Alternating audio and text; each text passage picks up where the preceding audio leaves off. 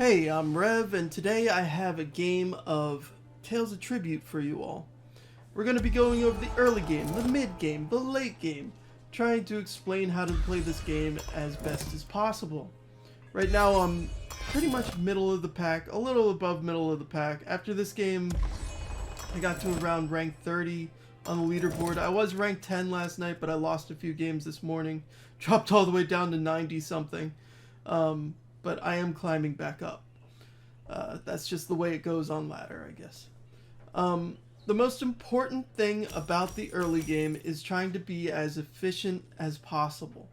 We want to be changing our 1s into 2s. We want to be getting cards that give us, I guess, a decent advantage in the early game.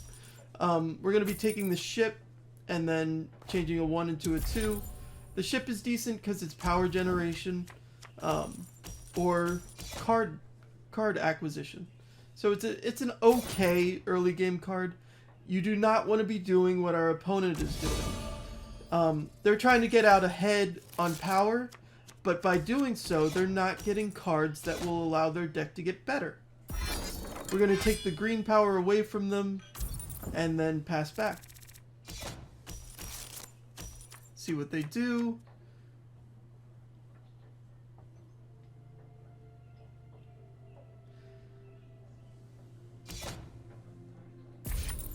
Looks like they'll change a 1 into a 2 and pass back to us. Now here, we don't really want to be taking any of these cards, so we're just going to change a 1 into a 2 and pass back, I think. Let's see what they do.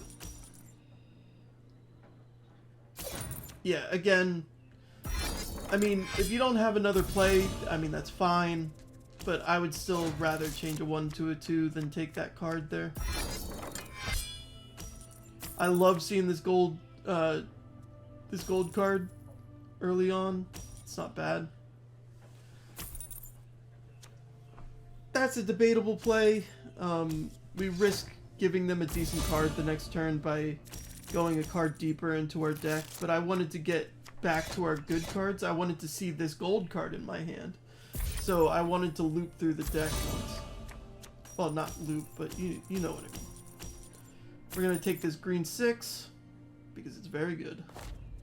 Change a card. Pass back. Now we're entering... We're starting to get into the mid game. They keep on taking cards that just don't stay in their deck, which is really weird. But they are out ahead on power by quite a bit. We're going to take cards that draw a card. Any purple card that draws a card on its own, not needing another purple card to do so, is very valuable. As long as you're not playing against orange, where orange fills your deck with bewilderment tokens and, you know, you're not trying to... I mean, even then, drawing cards is good because you get through those bewilderment cards. I'm not sure. I need to think about it more. But, in this case, we get to that awkward 8 gold, which means that we have to take one of these 6 purple agents, which is not ideal. It's not a great card. It's basically just fodder for sacking to the Hlaalu patron.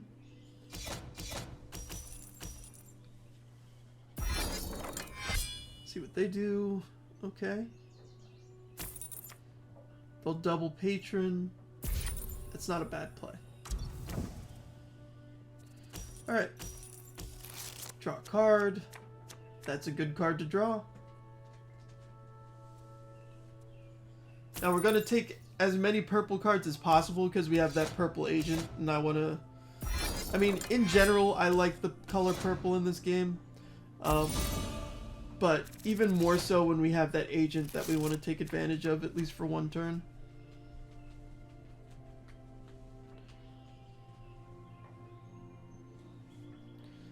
Please excuse the scratching. My dog is scratching himself in the background.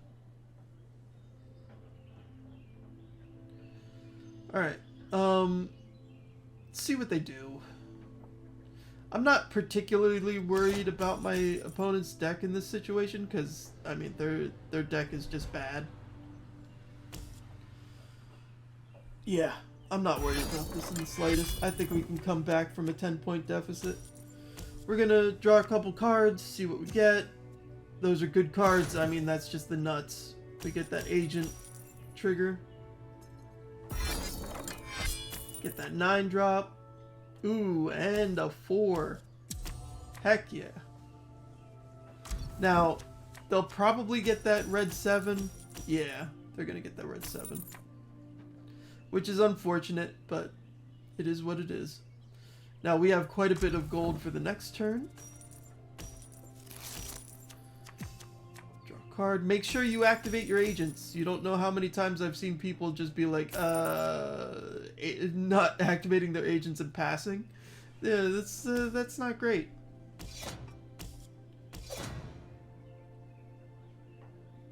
I think... This is difficult. Yeah, we'll just take the gold.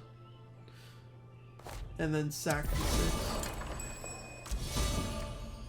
You really want to be sacking your agents if you have Hlaalu as a patron option, because you don't want to be drawing agents.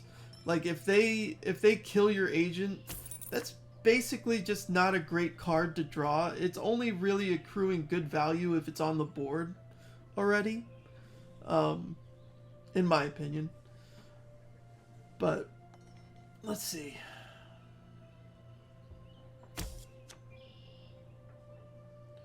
Yeah. I mean, we've already made up the deficit. We're really closing in on having a very good turn soon. We're closing in on the end game. In the end game, you just want to accrue as much power as possible.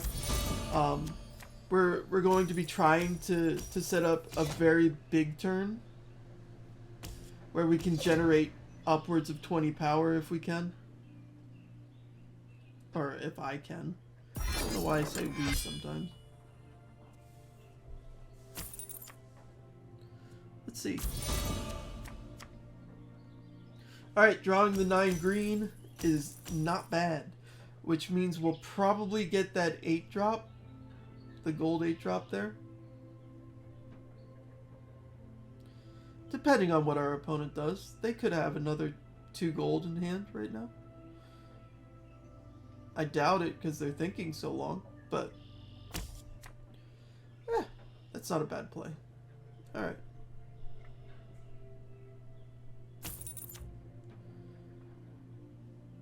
Let's see. Yeah, our next turn looks like we're going to take that gold 8 and move from there. Now, it's important to think here, can I get to 40?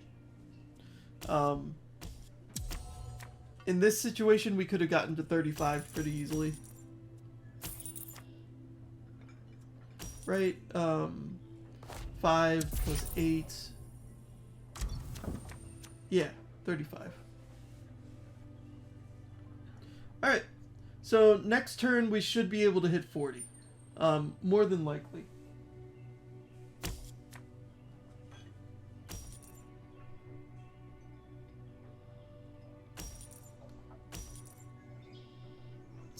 Yeah, irrelevant turn. I'm not sure if my opponent in this case was very high ranked. It like playing on ladders, sometimes you get placed against lower ranked players sometimes, which is terrifying because if they beat you, you lose 1,000,000 points on ladder.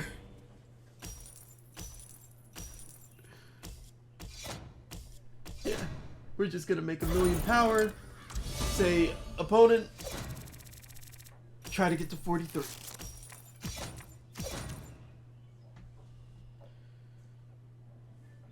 Let's see. They're at 32 now. 32 plus 5 is 37. It's 37 either way with Hlaalu or Duke of Crows. Yeah, I don't see it. Yep. Alright, well, that was a good game. I hope you gained a little bit of insight on how to play. Again, my name is Rev. Have a good day.